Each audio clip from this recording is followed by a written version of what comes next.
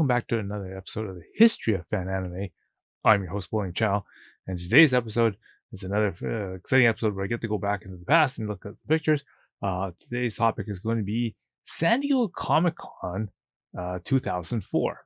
Okay, now I've just recently met up with one of my friends that was on the trip, and we discussed some of the things and some of the memories that we had on that in that trip. And so I was not going to be able to use too much of the audio that was used in the hub because just we were in a restaurant and I was just using it as to sort of take notes and that kind of stuff and visual reminders of stuff.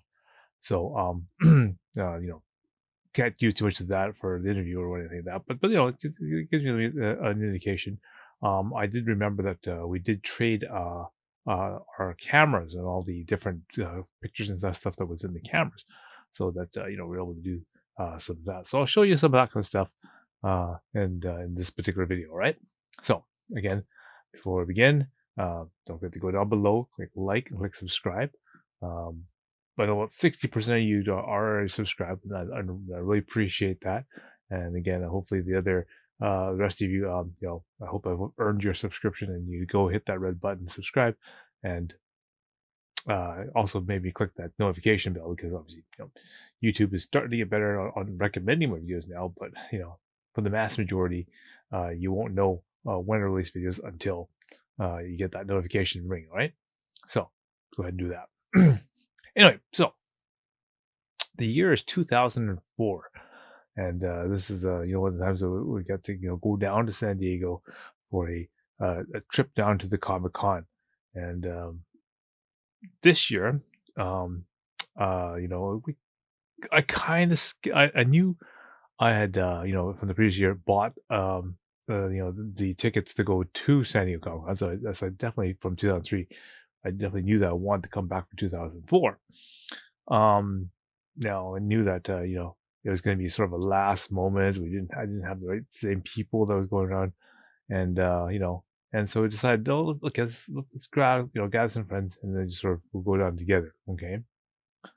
And so anyway, I got some pictures and I got a little bit of audio, and I'll go over some of the stories that would go there, and and I'll explain some of them as that. And I think there's probably enough for a couple episodes here of some of the material that I got. So we'll go back a little in the past and see what it was like to go to San Diego Comic Con during the height of anime, the anime boom, shall we say. All right.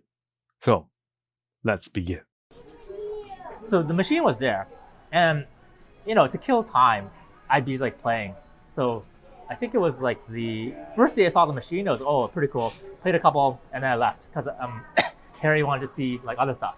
I forgot exactly what happened.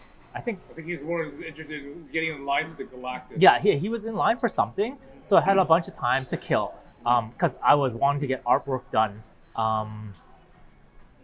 by Udon and everything like that. So I just started playing. I started playing like Street Fighter 3, and then it's like the regular, winner stays, loser leaves, and everything like that. So I was playing using like my main character, like Alex. He's kind of like he's not really high rank character. But like I played him a lot. He was like my main, and I would be like beating people. Like first I was like 1, 2, 3, 4, 5, until like I got like 10 odd wins in a row, and like no one could beat me. And then like people kind of started like circling around and wanting to beat me, and they couldn't beat me. Like I like one guy was pretty close. He took one round off me, and he got me to the last round, got me down to like half-life. Still couldn't beat me. And then like afterwards became like I was there for a freaking long time. Then became like 20 wins, then like 30 wins, and I think it got up to, it was either 36 or 38 wins. And then like the Udon guys like were like looking at me, giving me like really dirty looks and everything like that, and no one could beat me. And I already got like everything all signed and everything, and I think that I was kind of like having like a bad presence there, because I was just like making people like upset because I was just winning, and like the machine just said like it was either 36 or 38 wins, and I just like left. And then I looked for Harry, and that was it. Yeah.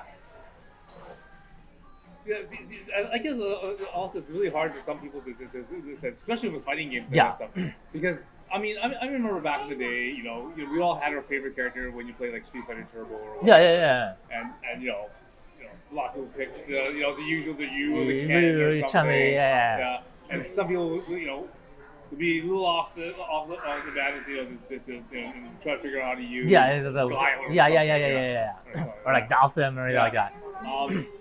Like other than just straight know-how, did you ever actually try to do the research and actually find out how to do all the different things and how to do counters? Yeah. Because I remember back then, those play guides were a really big seller. Oh yeah. I had so many of them. We also had those videotapes.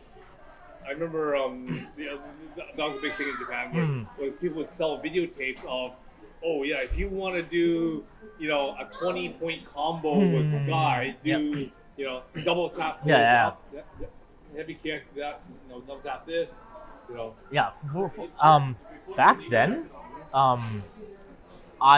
me and my brother, we would get like all the video game magazines. Like we go to like London Drugs and we like read it through every single month, like EGM, Game Pro, Game Van, like New Type, basically everything.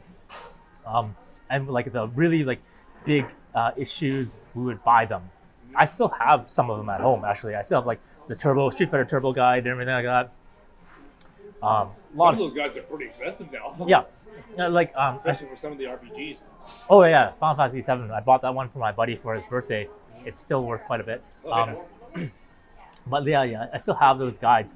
So like back then, because there was no social media, we didn't understand. You had to get good by playing in the arcade and playing with each other.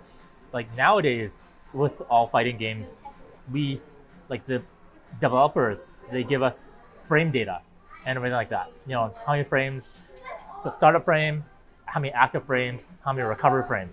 We didn't have that back in the day. We just had to play to understand what was positive on block, negative on block, what was vulnerable and everything like that. So it just became like, the more you play, the better that you got. And also, the character I played, Alex, he isn't like a standard character. He's like a big guy who's kind of fast, and he's got like a command grab. So like, if they block too much, I would grab them and toss them. Yeah. And do like a lot of damage. And then he'd like stun you, and they stun, they get dizzy. I put a big combo on them.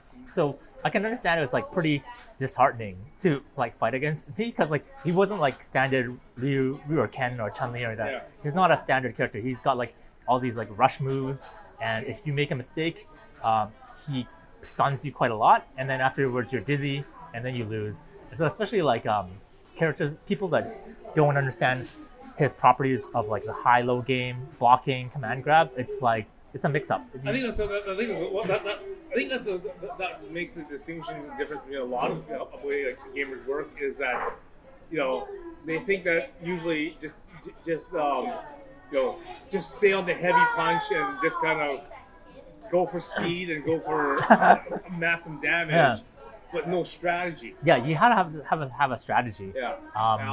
And I think timing and spacing. Yeah, is timing something spacing. That's also something that needs to be learned. Yeah. Not just with the game, but like with each individual type of character. Right? Yes. Because everyone's advantages work differently. Yes. And I think a lot of people just don't kind of feel that. Sometimes. Yeah, I remember. I don't remember who I played, but there's always the archetype. Like guys would be like, who play the game, they probably play like Street Fighter 2, and they'd be like hyper aggressive. So I wait for them to make a mistake, then I punish them and everything like that. And then the punish would be like a dizzy, and then I win the round. And like then the other guys would try to run away from me. So they'd run away from me for like most of the round, and I finally catch them, and I corner them, and wouldn't let them out of the corner, and then I dizzy them, and I would beat them. So like I can understand how it'd be like frustrating. Like if you can't rush me down, what are you gonna do? If you can't run away from me, what are you gonna do? So it's just understanding the distances and the recovery and the mechanics of the game. So it's kind of like, that's why I had that. And again, if I was to, I still play today. Like I still play online. There's still quite an active community.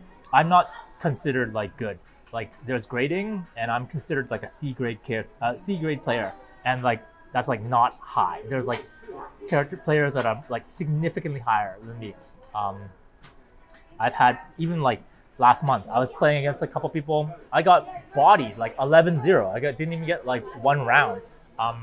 But yeah, people spend a lot of time playing these games and they get very, very, very good at it. So like me playing against like randoms and everything like that, I honestly, one of the reasons why I also left because my left hand, like my joystick hand, was like getting really freaking tired and everything like that. I didn't want to lose because of like I was getting tired. I just want to lose because and so I was also like getting the dirty looks from the udon guy. So I was like, that's time to leave, sort of thing like that. Yeah. Well, you got yourself signed. You got yourself signed. Yeah.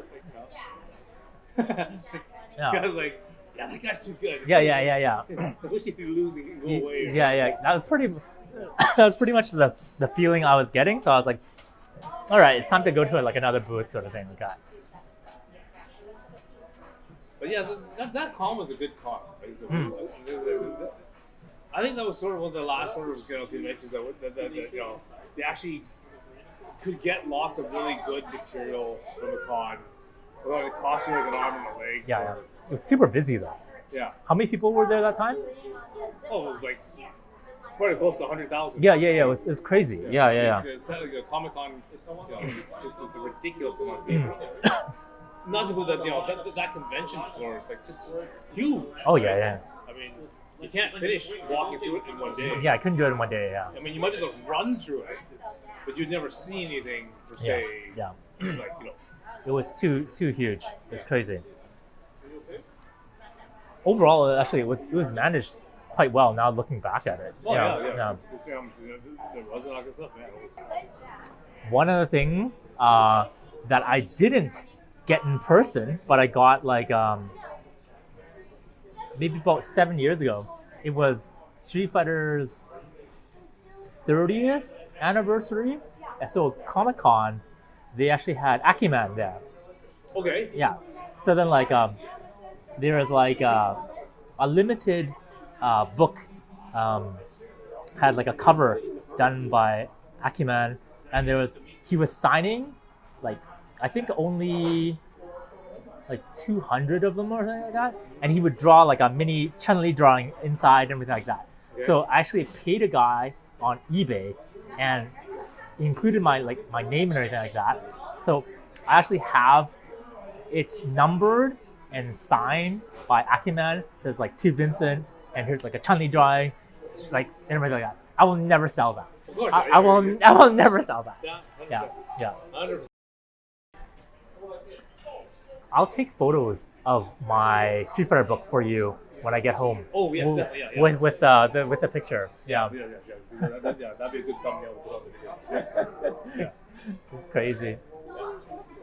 And so I know we mentioned Final Fantasy and Dragon Quest earlier on. Akira Toriyama also did a lot of stuff with video games and stuff. Yeah. And Chronotrigger. That's what I mean. Chronotrigger. Yeah. A lot of people seem to forget about that game, but back in the day for Super Nintendo, that's probably one of the. Oh yeah. Like right up there with Final Fantasy. Like 3, 6, yeah. Yeah, 3, 6. Yeah. Came on after, right? Chronotrigger, for them, with Dragon Quest and that stuff, because that was the biggest RPG. Yeah. I mean, because when I was reading up, like that was Sony's dream team. It was the guy who made Final Fantasy, the guy who made Dragon Quest, and Akira Toriyama as the artist. Yeah. And so they got the best guys to make like an awesome game. Yeah, that was first of all that was crazy, and secondly, that game when it came out, it was always super expensive. It was always $99.99. Oh yeah. It didn't go on sale. Yeah. The most expensive it was super expensive compared to any of the cartridges. And also, if I remember correctly, at that time, correct me if I'm wrong, but it was the biggest Super Nintendo cartridge at 28 megs. Something like that. Yeah. It was. I remember Because when we tried to use the game doctor to Yeah. You couldn't do it. you had you couldn't do it on the earlier ones. Yeah. You had to get a whatever newer An update for it. Yeah. And even then, it was like 4 or 5 discs. Yeah, it was quite a lot. Yeah, it was like a whole bunch of discs. It was only until I think next year when Super Street Fighter 2 for Super Nintendo came out, and that was 32 megs. That's when it was bigger than Chronotrigger. But yeah, Chronotrigger at the time, I remember, was like, it pushed the Super Nintendo limitations quite a bit. Yeah. No, it was a remarkable game. Yeah. And still to this day, I think a lot of people still holds up. The story still holds up. Yeah. It's a nice game, and I know that so many people are after the U.S. cartridge for that. And it's still super expensive in terms of. Some of that stuff still, like, if you have it in good condition, it's crazy now. It's crazy. When explaining the sort of Asian experience, is especially a lot of places in the Pac Rim, you'll have these sort of pockets or like a Chinatown or a international district in Seattle or the Japan Center down in San Francisco. They're little basically. It's like literally taking a sort of a chunk of, let's say, Hong Kong or something, and dropping it right into the middle of Vancouver. And basically, it feels like that all the people and that kind of stuff and whatnot, they bring their their culture, their thing, the food and that kind of stuff that they eat, and all the entertainment and the toys and all the merchandise that you sort of have when you're over there, and you drop it into a totally different sort of environment. It's literally like taking a dome or something, or a bubble, and dropping it right in some place very alien, like very different, and it makes it feel like when you can go in there and then you can get things that you've not seen before. You can and get let's say merchandise and whatnot that everyone else around you doesn't really know what it is. So it's like you're able to to go in there, get these shows like Dragon Ball and whatnot that outside no one knows what it is. Okay. And won't know what it is for several years. You can get things like Super Nintendo games or whatever that don't even work on the Super Nintendos outside. You can't go to like EB Games and get the Dragon Ball fighting game because it's not available on an English system. It's they always make a comment that back then that Japan was like 5-10 years ahead of us, in terms of technology and all that stuff. And this, when you feel this sort of experience, this is actually sort of what it feels like. You go down to like Japantown and that kind of stuff, and here you have, anime like, let's say Dragon Ball, for example, and you can go there, and as long as you can, you don't mind it being in Chinese subtitle or whatever, you have this cool show called Dragon Ball, and and you won't know what this really is until like 9 years later, when it finally shows up on YTV. And then this is what we mean by there's stuff that they got or they know about or they have that just seems so much further ahead than us. And this is that sort of a dome-like experience by going into places like and this is sort of what it sort of feels like when you go into, let's say, for example, International District in Seattle.